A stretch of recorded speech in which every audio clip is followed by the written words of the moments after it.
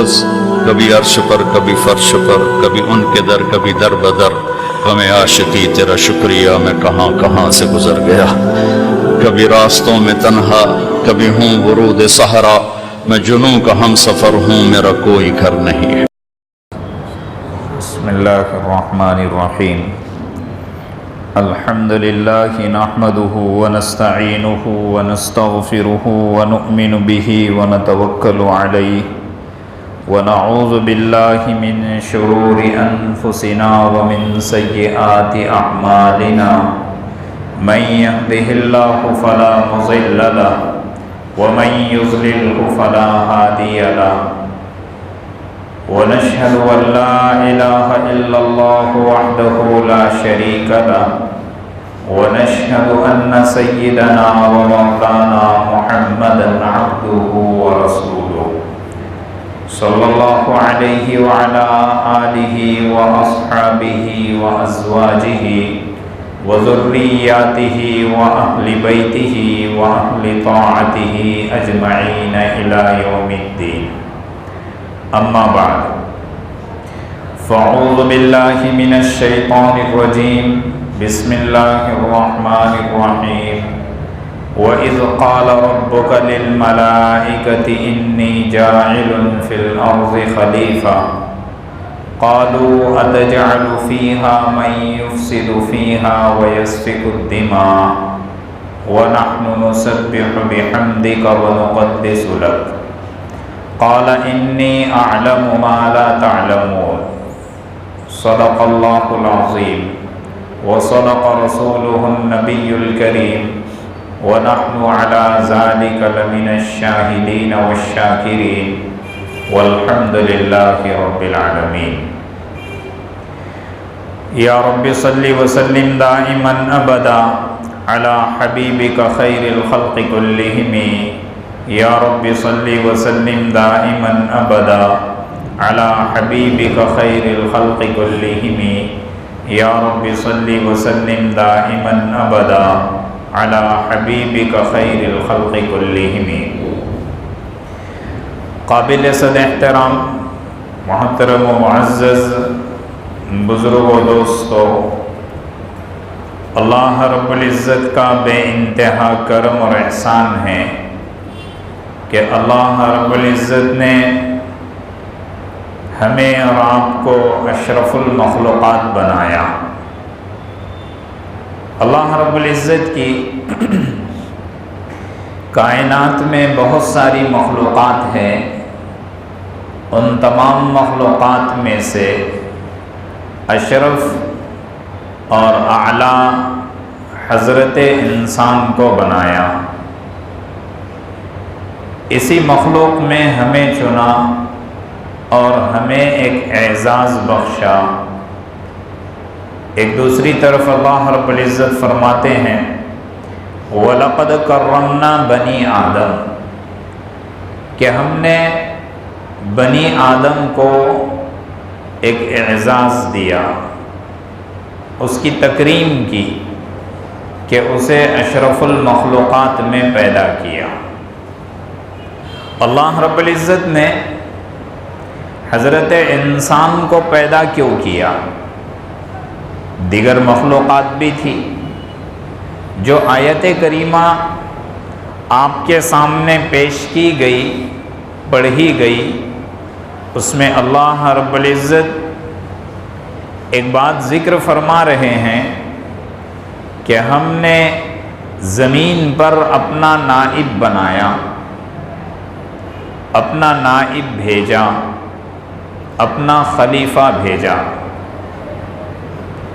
انسان کی پیدائش سے پہلے جنات بھی تھے، فرشتے بھی تھے، لیکن اللہ رب العزت نے نہ جنات کو خلیفہ کہا، نہ فرشتوں کو خلیفہ بنایا، انسان ہی کو یا اس مخلوق کو ہی خلیفہ کے طور پہ کیوں چنا؟ اپنی خلافت حضرت انسان ہی کو کیوں عطا کیا؟ وَإِذْ قَالَ رَبُّكَ لِلْمَلَائِكَةِ یاد کرو اس وقت کو جب آپ کے رب نے فرشتوں سے کہا انی جاعل فی الارض خلیفہ، کہ میں زمین میں اپنا نائب بنانے جا رہا ہوں۔ قالوا، فرشتوں نے کہا اتجعل فیہا من یفسد فیہا ویسفک الدماء، کہ آپ ایسی مخلوق کو پیدا کرنے جا رہے ہیں جو زمین پر فساد مچائیں گی، زمین میں خون ریزی کریں گی۔ اللہ رب العزت کو فرشتوں نے کہا نحن نسبح بحمدک ونقدس لک، اگر تسبیح و تقدیس کی بات ہو، عبادت کی بات ہو، تو ہم تو آپ کی عبادت کے لیے کافی ہے، آپ کی پاکی بیان کرنے کے لیے کافی ہے۔ جب ہم آپ کے لیے کافی ہے تو پھر ایسی مخلوق کو آپ کیوں پیدا کر رہے ہیں کہ جو زمین میں خون ریزی کریں گی، فتنہ فساد مچائے گی۔ اللہ رب العزت نے فرمایا قال انی اعلم ما لا تعلمون، کہ جو میں جانتا ہوں وہ تم نہیں جانتے۔ تو اللہ رب العزت نے جب حضرت آدم علیہ السلام کو بنانا چاہا، آپ کا پتلا بنانا چاہا، مٹی سے پیدا کرنا چاہا، تو زمین پر مٹی لانے کے لیے حضرت جبرائیل علیہ السلام کو بھیجا گیا۔ حضرت جبرائیل مٹی لینے کے لیے آئے تو زمین نے اپنے حصے کی مٹی دینے سے انکار کر دیا۔ زمین کے اوپر جنات کی آبادی تھی اور جنات بس رہے تھے۔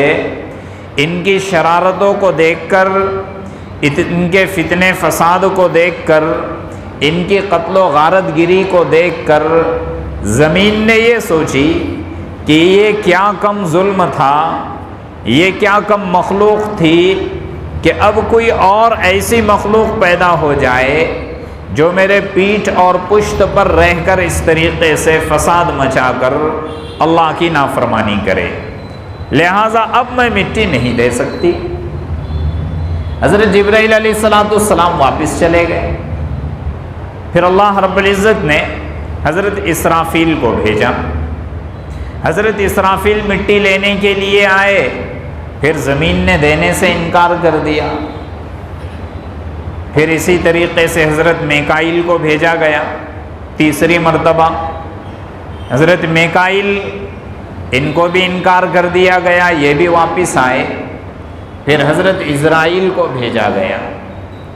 حضرت عزرائیل زمین پر آئے، زمین کے سامنے بات رکھی کہ اللہ رب العزت نے ہمیں حکم دیا ہے کہ تجھ سے کچھ مٹی، تیرے حصے کی مٹی لے کر چلے جائے، لیکن تو نے دینے سے انکار کیا۔ زمین کہنے لگی کہ میں نے جب تینوں کو انکار کیا تو تمہیں بھی انکار کرتی ہوں۔ حضرت عزرائیل علیہ السلام نے فرمایا اور زمین سے مخاطب ہوئے کہ تو اگر نہ دینا چاہتی ہو یا دینا چاہتی ہے، دونوں صورتوں میں تو تیری مٹی لے کر ہی جاؤں گا، مجھے تو صرف اللہ کا حکم ہے، تجھے دینا ہو یا نہ دینا ہو یہ تیری مرضی ہے، لیکن میں مٹی لے کر جاؤں گا۔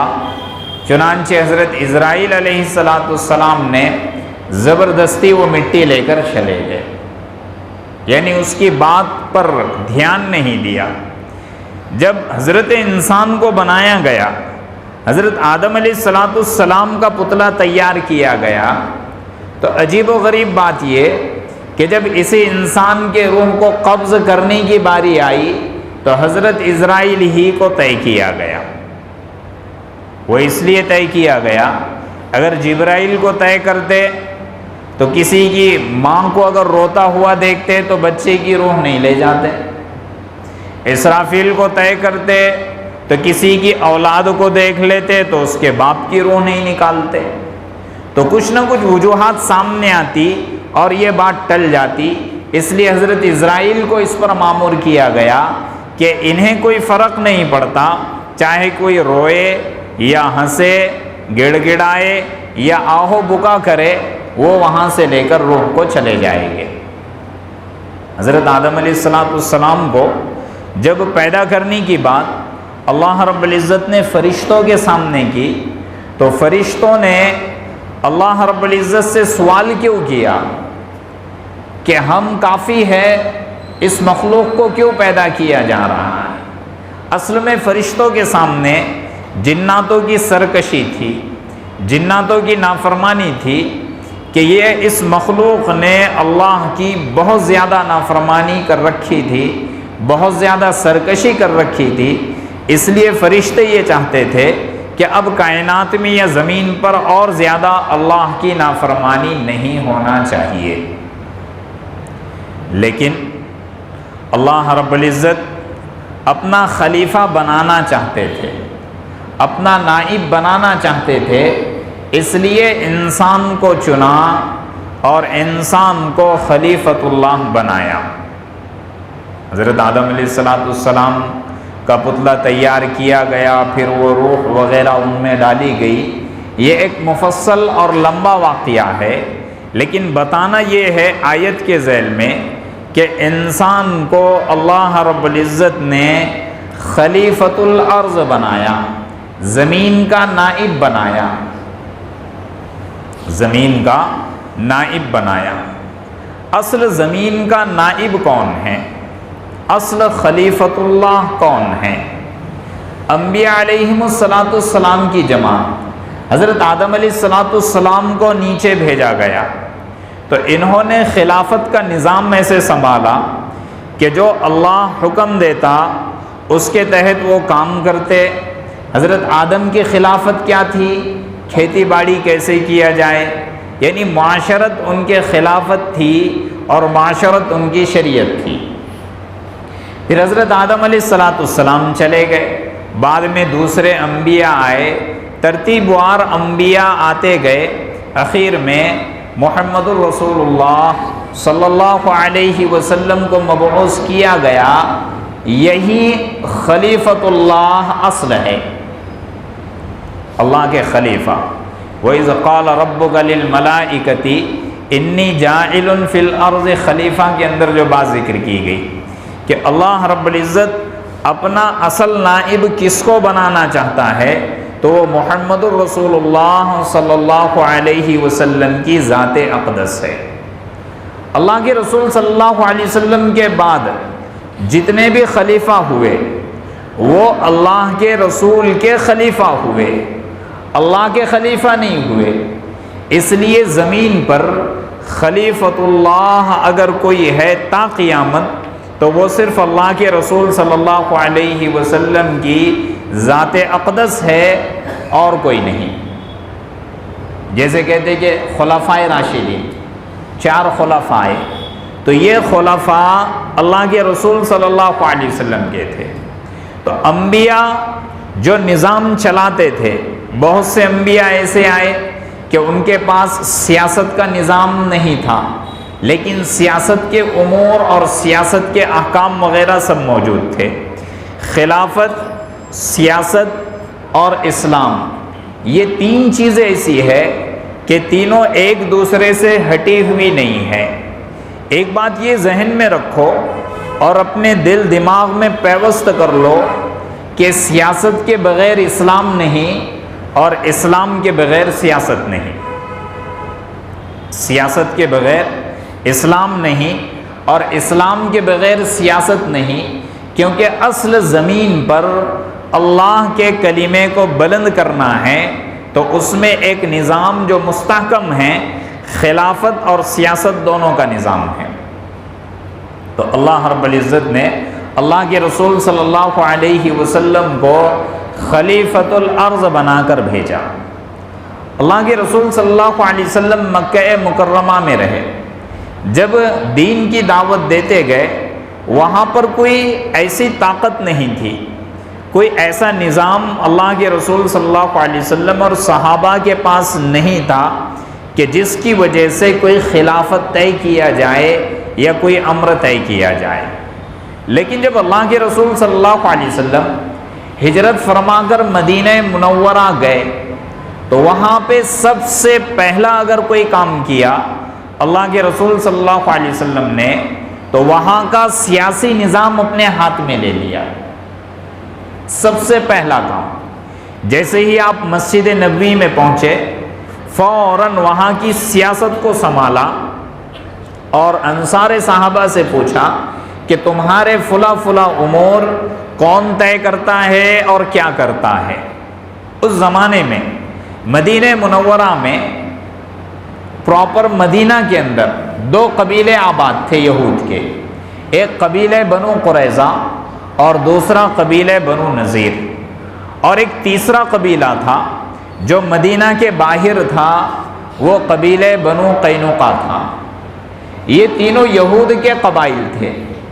مدینہ کے مارکیٹ پہ ان کی حکومت تھی اور مدینہ کے باغات پر ان کی حکومت تھی، اور کھجور وغیرہ کا جو ریٹ طے ہوتا یا مارکیٹ کا جو ریٹ طے ہوتا، ان کے اپنے ماتحت میں یہ ساری چیزیں طے ہوتی۔ اوس اور خزرج یہ انصار صحابہ کے دو بڑے قبیلے تھے، لیکن آپس میں لڑنے کی وجہ سے ان کی طاقتیں اتنی کمزور ہو چکی تھی کہ قبیلہ اوس قبیلہ بنو قریظہ کا سپورٹ لیتا تھا اور قبیلہ خزرج یہ قبیلہ بنو نذیر کا سپورٹ لیتا تھا۔ یہ دونوں قبیلے ان کو آپس میں لڑا کر ان کی طاقتیں کم کر دیتے تھے اور خود حکومت کیا کرتے تھے۔ ان کا پہلے سے رول اور آج بھی ایک ہی رول ہے، ڈیوائیڈ اینڈ رول، کہ آپس میں پھوٹ ڈالو اور پھر خود حکومت کرو۔ تو یہ آج سے نہیں ہے، یہ اللہ کے رسول صلی اللہ علیہ وسلم کے زمانے سے ہے۔ تو جیسے ہی اللہ کے رسول صلی اللہ علیہ وسلم مدینہ منورہ ہجرت فرما گئے، مسجد نبوی میں پہنچے تو سب سے پہلے وہاں کا سیاسی نظام اپنے ہاتھ میں لے لیا۔ ان تینوں قبائل نے دیکھا کہ ہماری کرسی جاتی نظر آ رہی ہے، ہماری کرسی اور سیاست ختم ہوتی نظر آ رہی ہے، چنانچہ اب یہ تینوں قبیلے ایک ہونے لگے، تینوں ملنے لگے۔ ایسے بھی الکفر ملت واحدہ، کہ یہ کفر ایک جگہ جمع ہو جاتا ہے جب اسے ایسا لگتا ہے کہ کوئی اسلامی نظام ایک نہج پہ چلنے جا رہا ہے تو فوراً یہ سب ایک متحد ہو جاتے ہیں اور اس کو توڑنے کے پیچھے پڑ جاتے ہیں۔ چنانچہ یہود کے مشورے ہونے لگے کہ یہ تو باہر سے آیا ہوا آدمی ہے، یہ یہاں کی کرسی اگر لے لے گا، یہاں کی سیاست کو اگر سنبھالے گا تو ہمارا جو خواب ہے، ان کا خواب کیا تھا؟ ان کا خواب یہ تھا کہ تورات اور انجیل میں جس نبی کی بات ذکر کی گئی وہ نبی بنی اسرائیل سے ہونا چاہیے، عرب سے نہیں ہونا چاہیے، اور یہ لکھا تھا کہ وہ ہجرت کر کے مدینہ آئے گا تو یہاں پہ ہم اس کے ماتحت ہو کے اپنا نظام چلائیں گے۔ لیکن جب انہوں نے دیکھا کہ یہ تو عرب سے ہے، یہ عرب سے ہے، بنی اسرائیل سے نہیں ہے، تو سب سے بڑا جھٹکا ان کو یہاں پہ لگا اور وہ سمجھ گئے کہ ہماری طاقتیں رفتہ رفتہ کیا ہو جائے گی؟ کم ہو جائے گی۔ لہٰذا اللہ کے رسول صلی اللہ علیہ وسلم نے سیاسی میٹنگ بلائی، وہاں کے انصار صحابہ کو جمع کیا، سعد ابن معاذ، معاذ ابن عبادہ، عبادہ ابن صامت رضی اللہ عنہ، اوس بن صامت رضی اللہ تعالیٰ عنہ، یہ اوس اور خزرج کے بڑے بڑے سردار مانے جاتے تھے۔ چنانچہ دونوں قبیلوں کے سرداروں کو بلایا اور پھر ان سے اتحاد اور اتفاق کی بیعت لی۔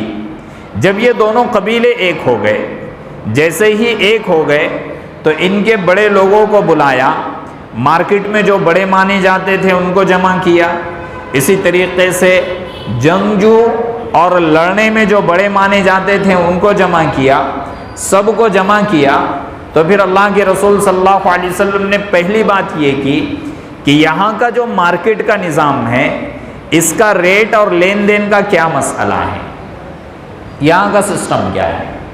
تو ان سرداروں نے یہ کہا، انصار صحابہ نے یہ کہا کہ یہ قبیلے بنو نذیر، قبیلے بنو قینقاع وغیرہ طے کرتے ہیں۔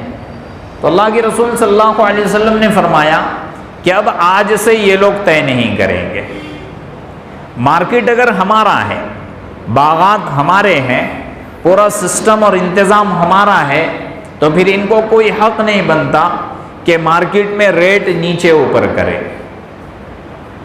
یہ اس زمانے میں یہود کا جو مارکیٹ نظام تھا، اللہ کے رسول صلی اللہ علیہ وسلم نے اس کو اپنے ماتحت میں لے لیا۔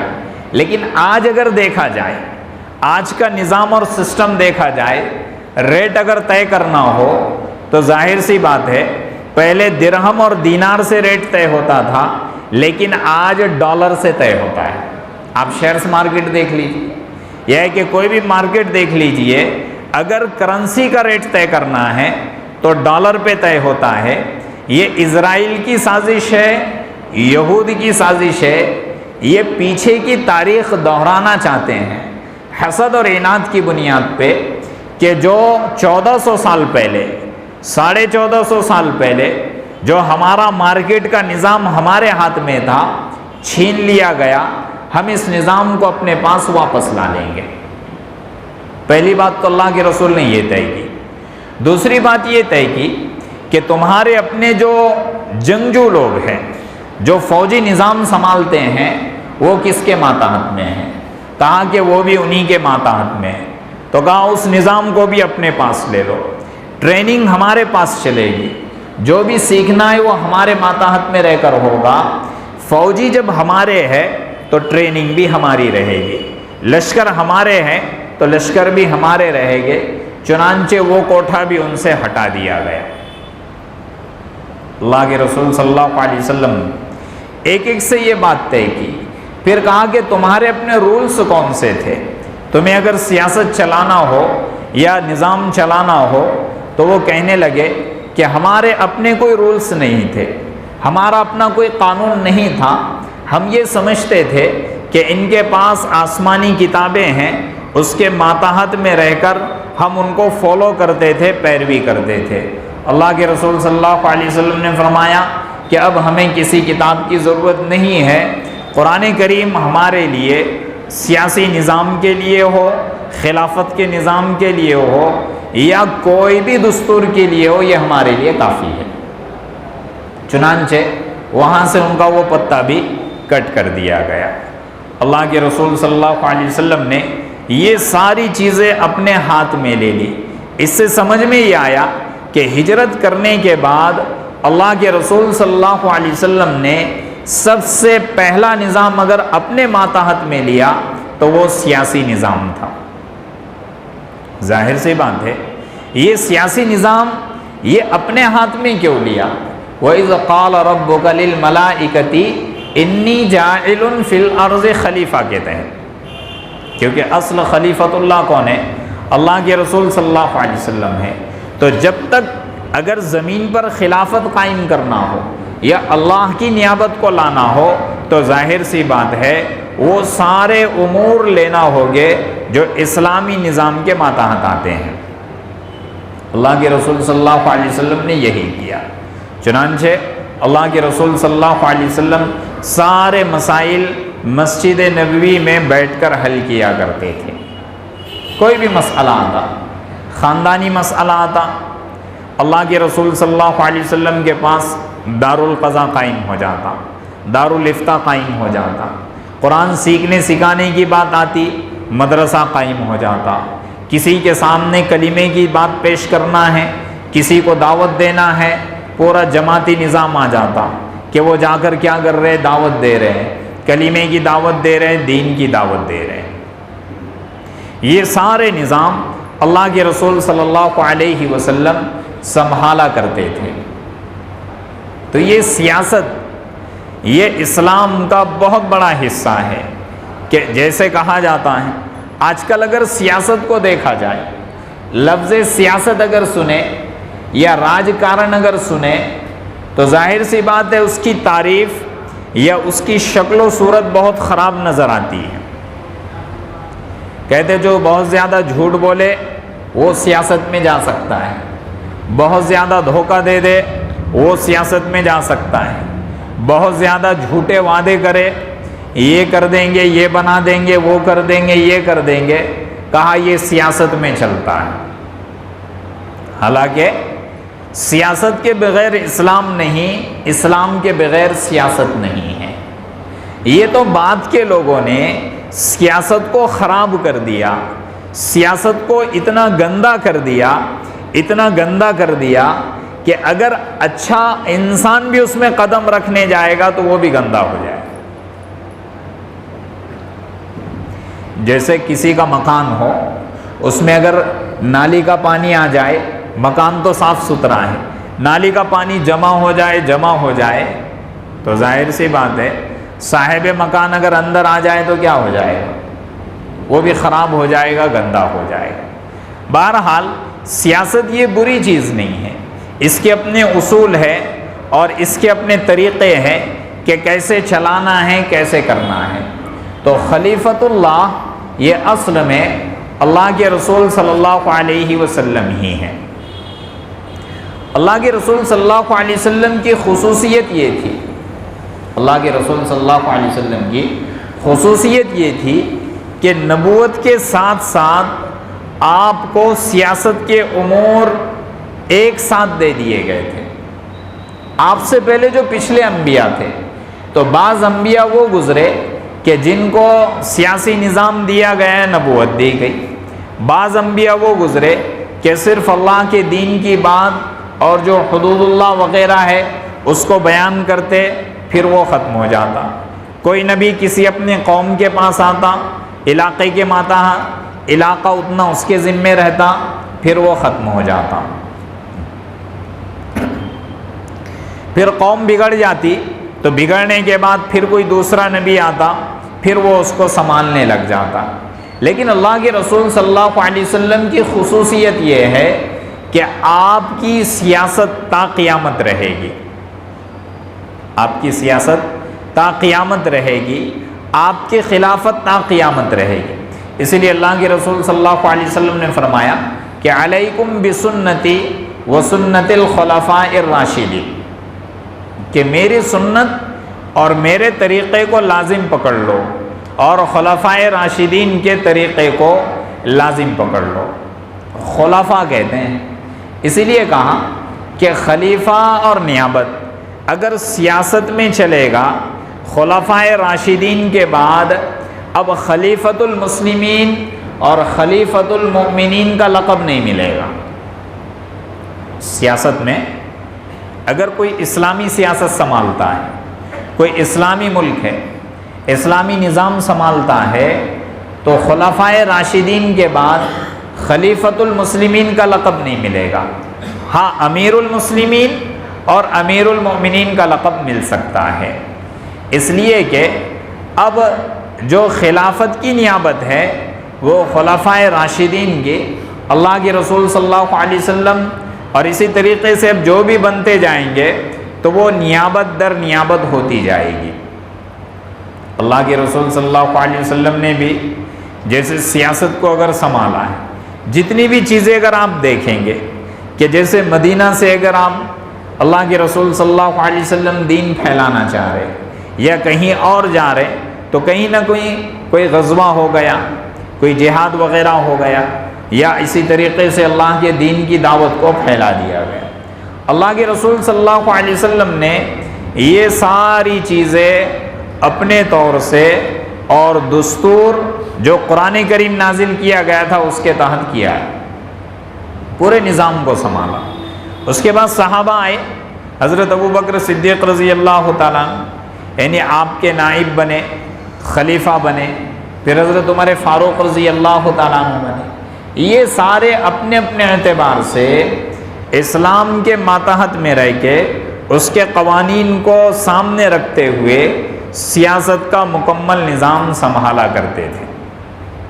اس لیے کہ سیاست کا مطلب ہی ہے کہ زمین پر جو اللہ نے خلافت رکھی، جو نیابت رکھی، اعلاء کلمت اللہ کے اعتبار سے وہ واضح ہو جائے اور وہ زمین پر آ جائے۔ حضرت عمر فاروق رضی اللہ تعالیٰ انہوں نے کیسی سیاست کی، یہ تو واقعات سے پتہ چلے گا۔ جب ہندوستان آزاد ہوا، ہندوستان آزاد ہونے کے بعد جب جھنڈا لہرایا گیا، اس کے بعد گاندھی جی انہوں نے یہ کہا کہ اگر ہندوستان میں امن چاہتے ہو یا اس کو ترقی دلانا چاہتے ہو یا دوبارہ اس کو سونے کی چڑیا بنانا چاہتے ہو تو یہاں پر عمر بن خطاب جیسی حکومت کرنی پڑے گی، عمر بن خطاب کے رولز یہاں پہ لانا پڑے گے، تبھی جا کے یہ ہندوستان دوبارہ سونے کی چڑیا بن سکتا ہے اور یہاں پہ امن آ سکتا ہے۔ حضرت عمر فاروق رضی اللہ تعالیٰ عنہ جب روم فتح کرنے کی باری آئی تو روم کا بادشاہ گھبرا گیا۔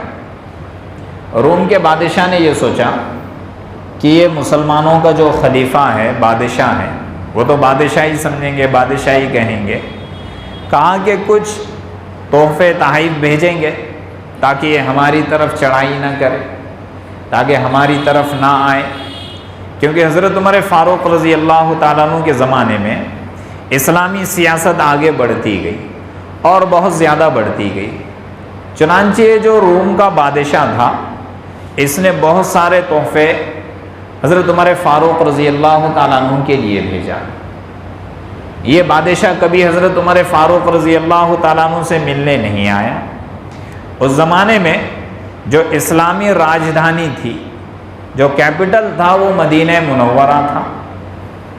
اب روم کا جو بادشاہ ہے اور روم کا جو لشکر اور جو جرنیل تھے، ان کے دماغوں میں یہ تھا کہ مدینہ بہت بڑا شہر ہوگا، جیسے روم کی پارلیمنٹ ہے، اسمبلی ہال ہے اور جتنے بھی ہاؤس وغیرہ ہیں ویسے بنے ہوں گے۔ عمر فاروق کا راج ایک الگ ہوگا، اس کا اپنا دبدبہ الگ ہوگا، اس کے حشم و خدم الگ ہوگے، اس کے پیچھے چلنے والے کئی خادم ہوگے، جیسے ان کا اپنا نظام تھا اس اعتبار سے وہ سوچا کرتے تھے۔ تحفے تحائف بھیجے، بہت سارا مال بھیجا، 40 سے زائد اونٹوں پہ ہیرے جواہرات بھیجے تحفے میں۔ اسی طریقے سے ایک دوسرا ہدیہ عطر کی بوتل، تیسرا ہدیہ ایک زہر کی بوتل اور چوتھا ہدیہ ایک روم کی سب سے خوبصورت باندی، یہ لے کر آئے۔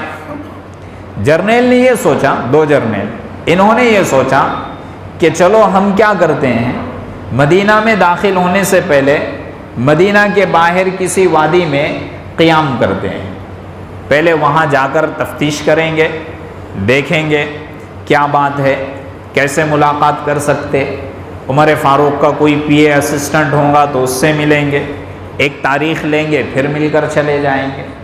انہوں نے یہ سوچا اور پھر ایک وادی میں قیام کیا، وہ پورا مال، پورا سامان وہاں پہ رکھا۔ یہ دونوں جرنیل مدینہ منورہ میں آئے۔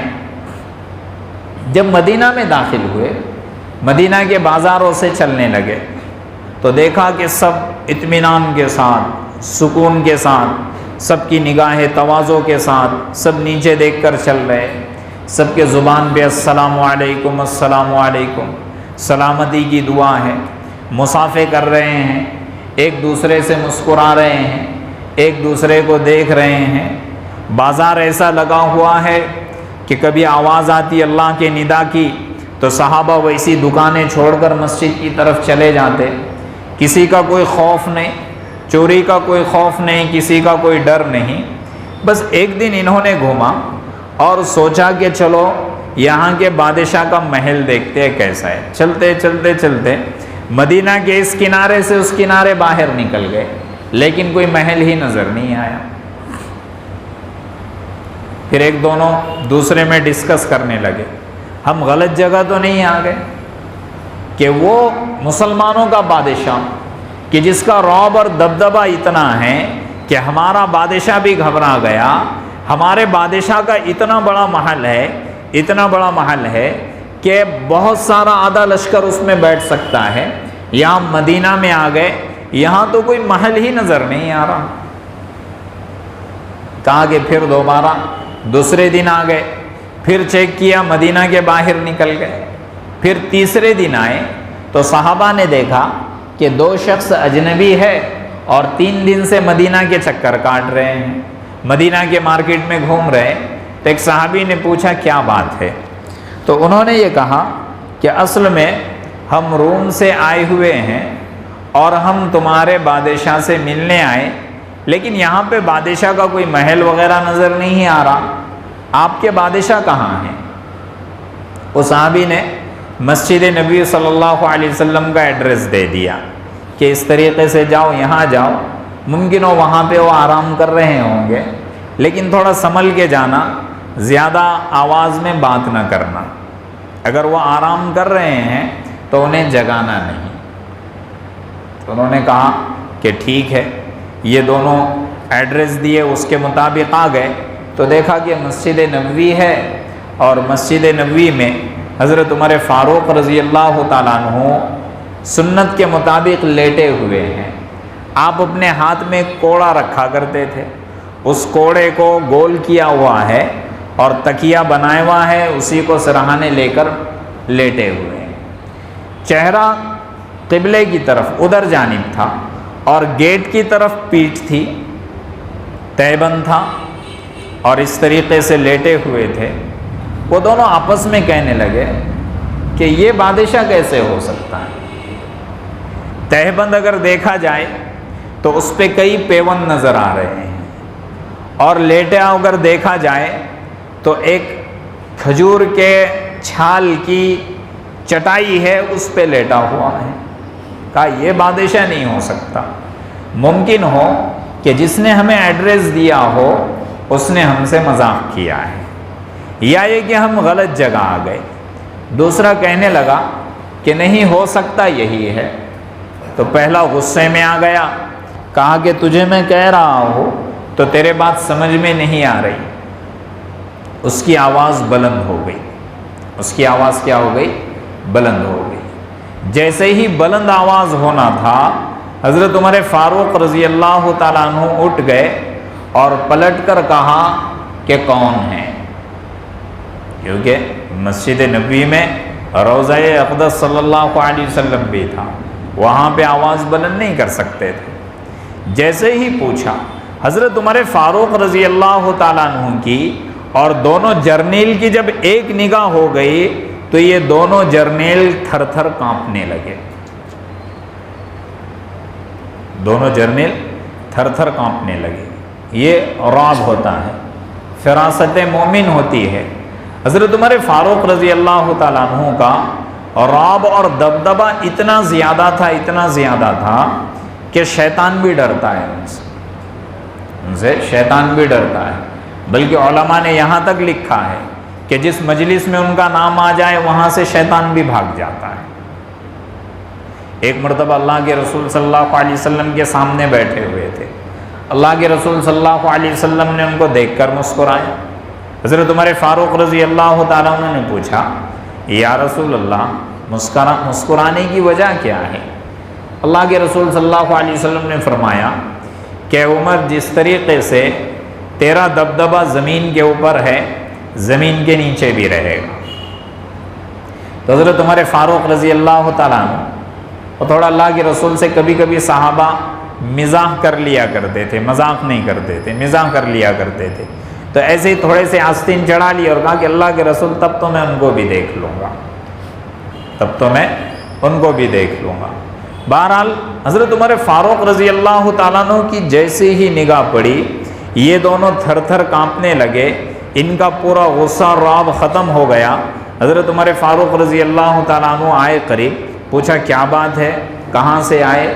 یہ کچھ نہیں کہہ رہے، ان کی زبان لڑکھڑا رہی۔ چنانچہ حضرت عمر فاروق نے کہا کہ چلو تم ذرا دوسروں کے پاس چلو، 2-3 صحابہ کو آواز دی، کہا کہ ان سے پوچھو یہ کس سے ملنے آئے، ان کی زبان ہی نہیں چل رہی، زبان اٹک چکی ہے۔ زبان اٹک چکی ہے۔ پھر 2-3 صحابہ نے پوچھا کیا بات ہے؟ کہا کہ ہم روم سے آئے ہوئے، ہمارا قافلہ فلاں جگہ پر کھڑا ہوا ہے، وہاں پہ ہم نے چند دن سے قیام کیا ہوا ہے، ہمارے بادشاہ نے کچھ تحفے اور تحائف آپ کے لیے بھیجے ہیں۔ حضرت عمر فاروق رضی اللہ تعالیٰ عنہ نے فرمایا کہ ٹھیک ہے، کیا کیا چیزیں وہ لے کر آ جاؤں۔ تو اس میں سے ایک چلا گیا، پھر صحابہ 2-3 گئے، وہ لے کر آئے تو بہت زیادہ مال و دولت، 40 اونٹ پہ، 40 سے زیادہ اونٹ پر ہیرے جواہرات، اسی طریقے سے جتنی چیزیں لائی تھی وہ حضرت عمر فاروق رضی اللہ تعالیٰ عنہ کے سامنے آئی۔ اب مدینہ منورہ کے راستے سے آ رہے تو صحابہ نے دیکھا کہ یہ کیا چیزیں آ رہی ہیں، کہاں سے اتنا مال آ رہا ہے۔ چنانچہ مسجد نبوی کے پاس ایک بھیڑ اور مجمع جم گیا۔ کہا کیا بات ہے؟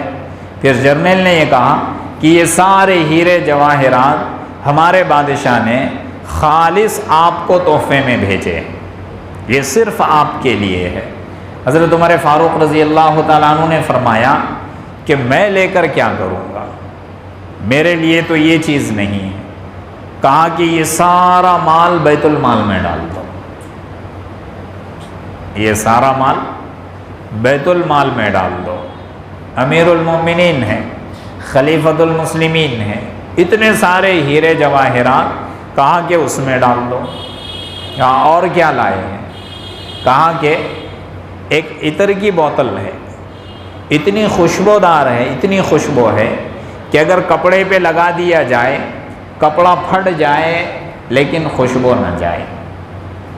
حضرت عمر فاروق نے ادھر ادھر دیکھا تو مسجد نبوی کا چونے کا کام تھا، چونا دینا تھا، تو لیا اور کہا کہ اس بالٹی میں ڈال دو۔ وہ بوتل لی، اس بالٹی میں اس عطر کی بوتل کو ڈال دیا گیا۔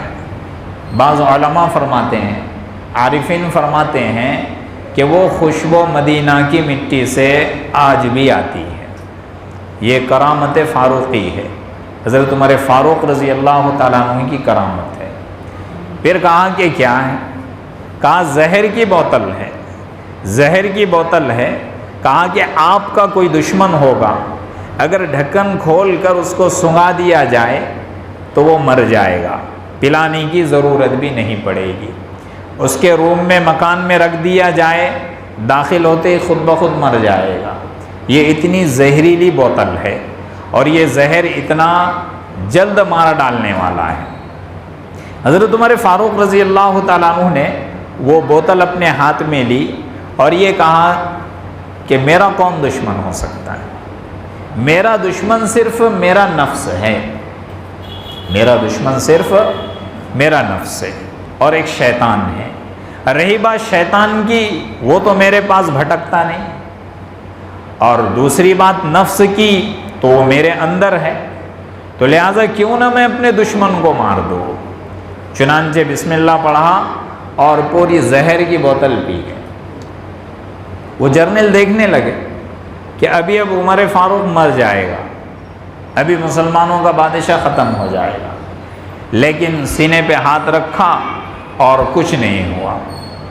بسم اللہ الذی لا یضر مع اسمہ شیء فی الارض ولا فی السماء وہو السمیع العلیم، بس اتنا کہا، اس کے بعد کچھ بھی نہیں ہوا۔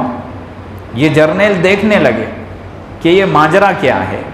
پھر کہا کہ کیا بات ہے اور کیا لائے ہیں؟ کہا ایک چوتھا اور آخری تحفہ بچا ہے، روم کی سب سے خوبصورت باندی، یہ صرف آپ کے لیے بھیجی ہے۔ حضرت عمر فاروق رضی اللہ تعالیٰ عنہ نے اس کی طرف دیکھا بھی نہیں۔ صحابہ کے اندر ایک نگاہ دوڑائی تو ایک صحابی تھے، تھوڑا پستہ قد تھے، ہائٹ کم تھی، اچک اچک کر دیکھ رہے تھے، جیسے مجمع ہوتا بھی، جیسے کوئی آ گیا تو کیسا دیکھے، کسی کے کندھے پہ ہاتھ رکھ دیا، اس کو ہٹا دیا، دیکھ لیا، تو وہ صحابی اسی طریقے سے دیکھ رہے تھے۔ حضرت عمر فاروق نے دیکھا، کہا کہ تم ادھر آؤ، ان کو بلایا، کہا کہ کیا بات ہے؟ کہا کہ آپ کا نکاح ہو گیا؟ کہا کہ امیر المومنین نہیں ہوا۔ کہا اسے لے جاؤ، آزاد کرو اور نکاح کر دو اور اس کا مہر دے دو، اگر مہر نہیں ہے تو کہا بیت المال سے کچھ رقم ان کی مہر کی طے کر دو، یہ مہر بھی ادا کر دیں گے۔ صحابہ کہنے لگے کہ تمہارے تو وارے نیارے ہو گئے، باندھی خوبصورت باندھی ہاتھ لگ گئی۔ جیسے ہی یہ ساری چیزیں طے ہو گئے، وہ دونوں جرنیل وہیں پہ مسلمان ہو گئے اور خط لکھ کر بھیجا کہ ہم سمجھ گئے کہ یہ دنیا پہ کیسے حکومت کر رہا ہے اور اصل بادشاہی کیا ہے، اصل سیاست کیا ہے، اصل نظام کیا ہے۔ ایک اپنے بادشاہ کے لیے خط لکھا اور خط میں یہ لکھا کہ تم بھی اس کی اطاعت کر لو اور اس کی پیروی کر لو، جس دین کی طرف یہ بلا رہا ہے اس دین کو مان لو، تبھی تم محفوظ رہے گے، تمہاری جانیں بھی محفوظ رہے گی، تمہارے مال اور تمہاری عزتیں سب کے سب محفوظ رہے گی۔ تو یہ ہے اسلام اور یہ ہے سیاست، کہ اسلام نے سیاست کے امور عجیب و غریب طے کیے، ایسے امور طے کیے کہ خود بخود وہ ساری ملت کو سنبھال سکتے ہیں، وہ ساری ملت کو سنبھال سکتے ہیں۔ جیسے فوج کا نظام ہے، حضرت عمر فاروق رضی اللہ تعالیٰ عنہ کا نظام، آج بھی برطانیہ، برٹش جو گورنمنٹ ہے، برٹش گورنمنٹ ہے، آج بھی سب سے زیادہ ترقی یافتہ ممالک میں اس کا نام ہے، پاؤنڈ ہے، 90-100 روپے ایسا بھاؤ چلتا ہے اس کا۔ آج بھی حضرت عمر فاروق رضی اللہ تعالیٰ عنہ کے 12 اصول وہ اپنی گورنمنٹ میں چلاتے ہیں، 12 اصول اور ضابطے اپنی گورنمنٹ میں چلاتے ہیں۔ ان میں سے ایک اصول اور ضابطہ یہ ہے کہ جیسے ہی بچے کی پیدائش ہو جائے تو بچے کا وظیفہ بھی جاری کر دیتے اور ماں کا وظیفہ بھی جاری ہو جاتا۔ بچے اگر چھوٹے ہیں ان کا وظیفہ جاری ہو جاتا، اور اگر بوڑھے عمر دراز ہو جائے تو ان کا وظیفہ بھی گورنمنٹ کیا کر دیتی ہے، جاری کر دیتی ہے۔ بہت سارے ایسے نظام ہیں کہ جس کی اس نظام کو، اس اصول اور ضابطے کو وہ اپنے ماتحت میں رکھتے ہیں اور پھر اس طریقے سے یہ چلتی ہے۔ تو ایک تو یہ تھا کہ سیاست میں خلافت، لیکن خلفائے راشدین کے بعد پھر خلافت بنو امیہ، خلافت عباسیہ اور فلاں خلافت آئی، صحابہ کی اولاد اور ان کی نسلوں میں بہت ساروں نے حکومتیں کی، لیکن پھر وقت یہ آیا کہ خلافت کے بعد ایک دوسرا نظریہ بنا۔ وہ دوسرا نظریہ جمہوریت کا تھا، ماننے کو تو جمہوریت کا تھا، لیکن اصل میں اس کے پیچھے سازش تھی اسلامی خلافت کے نظام کو ختم کرنے کی۔ چنانچہ وہ نظام خلافت کا ختم کر کے جمہوریت کو لا لیا گیا۔ جمہوریت کا جو نظام ہوتا ہے، خلافت میں بادشاہ کس کو بنایا جاتا ہے، وزیر اعظم یا پرائم منسٹر کس کو بنایا جاتا ہے۔ خلافت کا اصول یہ ہے کہ جس کے اندر قیادت کی صلاحیت ہو، جس کے اندر تقوی اور پرہیزگاری ہو، وہی امیر بنے گا۔ یہ خلافت کا اصول ہے۔ جس کے اندر امور کو، ملت کو سنبھالنے کی صلاحیت ہو، جس کے اندر تقوی اور پرہیزگاری ہو، اور دو صفتیں ہو، حفیظ اور علیم کی۔ جیسے حضرت یوسف علیہ السلام کو نے کہا تھا عزیز مصر سے، اجعلنی علی خزائن الارض انی حفیظ علیم، کہ تم مجھے اپنے خزانوں پر رکھ دو، مصر کے خزانوں پر رکھ دو، کیونکہ اللہ نے میرے اندر دو صفتیں رکھی ہے، ایک حفیظ اور دوسری علیم کی۔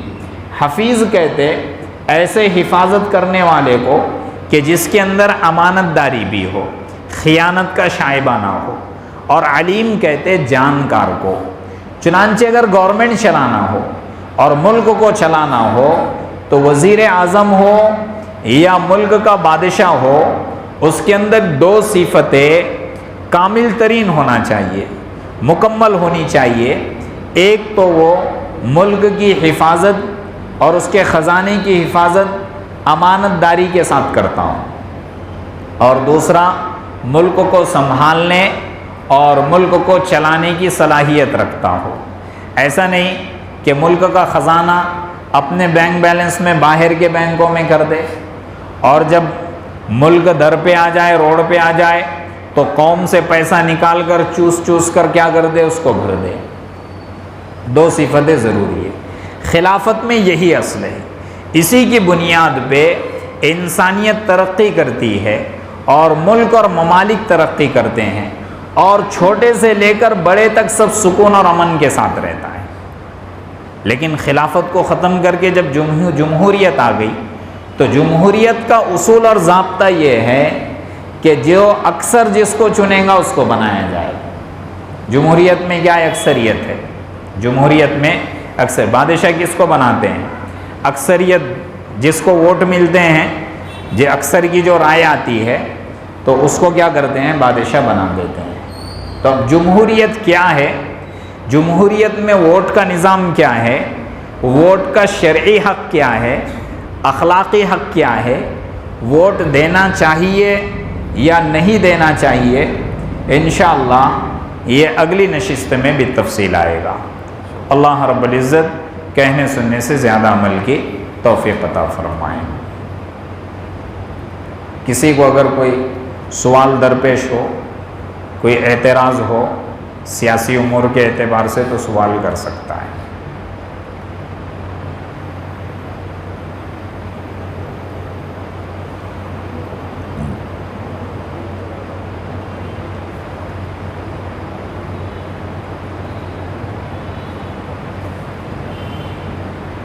پوچھیے۔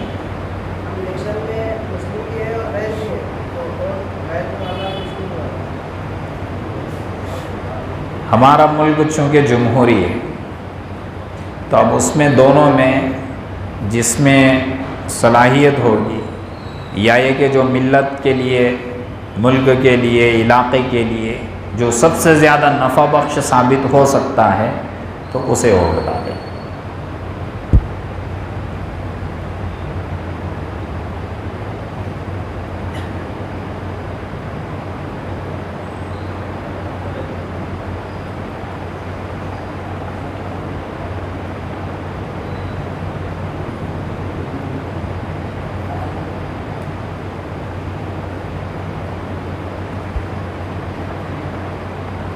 ٹھیک ہے انشاءاللہ کہنے سننے سے زیادہ عمل کی توفیق عطا فرمائے۔ دعا کریں۔ بسم اللہ الرحمن الرحیم۔ اللہم صلی علی سیدنا محمد صلاۃ تنجینا بها من جمیع الاحوال والآفات وتقضی لنا بها جمیع الحاجات وتطہرنا بها من جمیع السیئات وترفعنا بها اعلی الدرجات وتبلغنا بها اقصى الغایات من جميع الخيرات في الحياة وبعد الممات إنك على كل شيء قدير لا إله إلا أنت سبحانك إنا كنا من الظالمين ربنا ظلمنا أنفسنا وإن لم تغفر لنا وترحمنا لنكونن من الخاسرين ربنا آتنا في الدنيا حسنة وفي الآخرة حسنة وقنا عذاب النار جزا اللہ عنا محمدا ما هو اہلہ سبحان ربک رب العزت عما یصفون وسلام علی المرسلین والحمد للہ رب العالمین۔ آئندہ نشست انشاءاللہ 9:15 بجے۔